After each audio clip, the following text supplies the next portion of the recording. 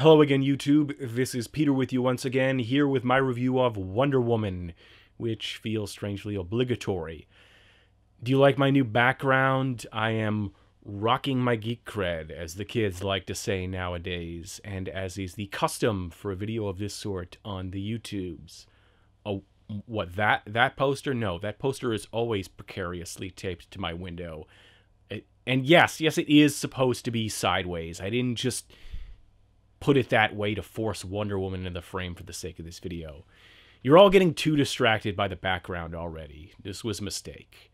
So let's move on to the actual movie itself. Wonder Woman is a good movie, and I'm surprised as the rest of you. So for those of you new to my channel, let's go over a quick recap of my thoughts of previous DCU movies. Man of Steel sucks. Dawn of Justice, mediocre. Suicide Squad. Honestly, I couldn't even bring myself to watch that movie yet. Let's never speak of it again. You might be, at this point, ready to bandy about some words that people on the internet like to say. Words like DC hater, Marvel fanboy.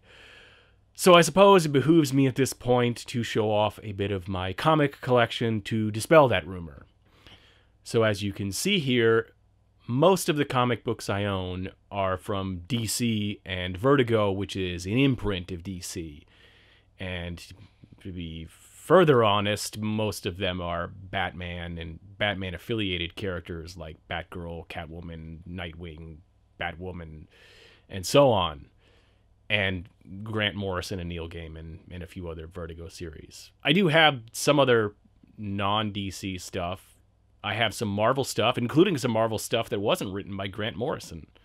Okay, at least one thing that was published by Marvel, not written by Grant Morrison. And some other publishers. And these aren't even all the comic books I've read. But anyway, that's not the point. My comic book collection is not really the point here. So I'm not a DC hater, or at least I only hate a couple of the most recent movies put out by DC. Lego Batman, brilliant. Absolutely brilliant. Loved that. Some of the other stuff, Man of Steel, God, I hate that movie. But anyway, back to Wonder Woman. What I said at the beginning, that I was surprised as anyone that it was a good movie, that's a lie, because Patty Jenkins, who directed the movie, directed Monster, and that's a great movie. I'm surprised that it wasn't ruined by studio executives or some other machinations like that, because, to be honest, this is what I imagine the pitch meetings for superhero movies nowadays are like. Oh, hey, Tom, I'm Bill, this is Linda, and we're the executives in charge of superhero movies. I've heard that you got a great pitch for us. Well, yeah, you see, I got this idea, and I know it's going to sound completely unconventional and maybe even crazy, but hear me out. Okay, so what if a superhero went on the hero's journey? The hero's journey. I see. Tom, by any chance, did you just recently graduate from film school? Let me tell you something. Okay, audiences today, they want superheroes to be dark, gritty, and morally ambiguous. Superheroes brood. They don't bother to protect the lives of innocent people. That's not what superheroes do. They have to have depth by being angry. I'm gonna have to agree with Bill here. Honestly, the whole hero's journey thing is just, it's so dated. No one wants to see a superhero act heroic. Not in the 21st century. I mean, really. The way we do things in Hollywood is we run everything by Chad. Chad is our guru. He is just so in touch with the modern film goer. He really understands them. Hey, Chad, could you come out here for a minute? We need you to talk to somebody. Sup, Linda? Hey, Chad, could you please explain to Tom here why the hero's journey is really not the way modern movies are made? Yo, bro, like, the thing about the hero's journey is, like, it's old and stuff. And really, like, the kids today, they want to see Superman, like, punch somebody's face in, and it'd really be like, boom, and Zod would be like, ah! And you know, like, the whole stupid stuff about, like, character development and like stuff. Man, this is lame, man. What are you, like, a social justice warrior or something, bro? Yo, Linda, I like finished Fast and the Furious 9, 10, 11, 12, and 13 while I was chugging beers with my bros at the frat this weekend. Want to read them? What Wonder Woman did, in contrast to all of that, is to be unconventional by being conventional. They went back to basics, and they took a protagonist on a hero's journey in which there's character development. Now, I know what you're thinking, but Peter, isn't that what stories are supposed to do? Isn't that what they teach you in screenwriting classes and every book on screenwriting ever written? Yes, it is. Achieving certain basic things that make movies at least good, maybe not great. It probably takes a lot of things to go just right to make a truly great movie. To make a solid movie, it helps to stick to the fundamentals. And even the people who break the rules, like maybe you're Quentin Tarantino or something like that, Quentin Tarantino knows movies. He understands the rules in order to break them. And this movie doesn't really do anything massively unconventional. It does the conventional things well. But as I was joking about in that little skit, it seems that nowadays a lot of comic book movies, particularly the DCU movies, they're just like, Superman should just murder civilians. Why not? Batman, heroes? We don't want our superheroes doing anything heroic now, do we? Except for shoehorning them in the third act or whatever, right? So Wonder Woman, the story is focused. It keeps you interested.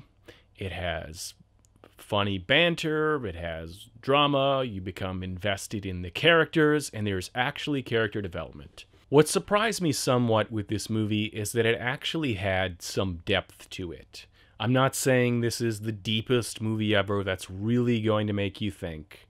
But the reason I think it struck me is that the lesson, the character development that Diana goes through could basically be summarized by one of my all-time favorite quotes. Because she starts out naive and thinking that the problems of the world can be easily solved, and she learns otherwise. And as far as movies having a message go, I think that's a really important message for, maybe I'm just showing my age here, but it's actually a really important message for a lot of people to learn in life. And I don't want to give away specific plot details, but I will give you the quote. And if you're clever, you'll probably see how this relates to the movie if you remember this quote after seeing this video and then seeing the movie. So it's from a book called The Gulag Archipelago. And it goes, "If only it were all so simple. If only there were evil men somewhere insidiously committing evil deeds, and it were necessary only to separate them from the rest of us and destroy them. But the line dividing good and evil cuts through every human heart, and who would cut out a piece of his own heart?" That, in a nutshell, is the lesson that Diana learns in this movie. That it is not all so simple. And I think it's easy to underestimate how profound a lesson like that actually is.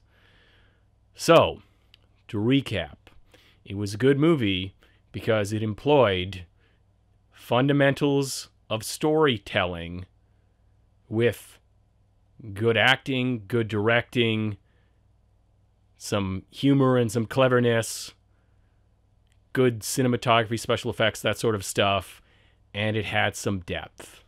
That's all I want. For Christ's sake, why is that so goddamn difficult, Hollywood? Seriously. Make more movies like this. And you know what? I was just about to end this video, and there was something else I thought about that I'm going to address very briefly. Of course, any movie with a female lead in, the last several years, you get the MRAs and the man trolls and that sort of thing, and there's the gender politics. And surprisingly, this movie was largely free of that. If you want a Wonder Woman movie where they just have that, battle of the sexes dynamic, then I would recommend the animated Wonder Woman movie where Steve Trevor is like a horn dog constantly trying to get with Diana, and Diana is like, "Get away from me, you man pig." I'm sorry, Kerry Russell. I'm so sorry, but that is pretty much the dynamic of the movie. Anyway, this movie is definitely better than the animated movie. Again, I'm sorry, Kerry Russell. I love the Americans, but bonus round.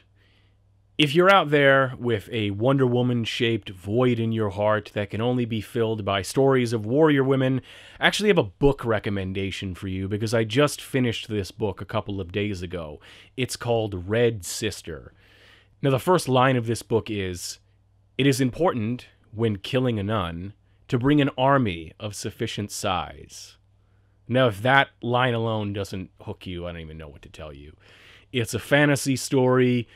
Maybe it's a sci-fi story. I have my suspicions, but maybe they were just planted there by Preston Jacobs. But I think there's real textual evidence for that it might actually be a science fiction story. But anyway, so there's these warrior mystic nuns on this planet going through a apocalyptic ice age that threatens to destroy the tiny little shred of land on the equator that all humans have been forced to by the, encroaching ice.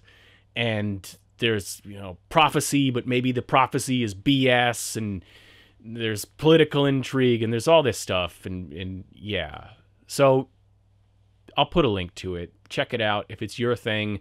This is not in any way, I'm not getting paid for this in any way, shape, or form. Nobody's putting me up to this promotion. I just read it a couple days ago.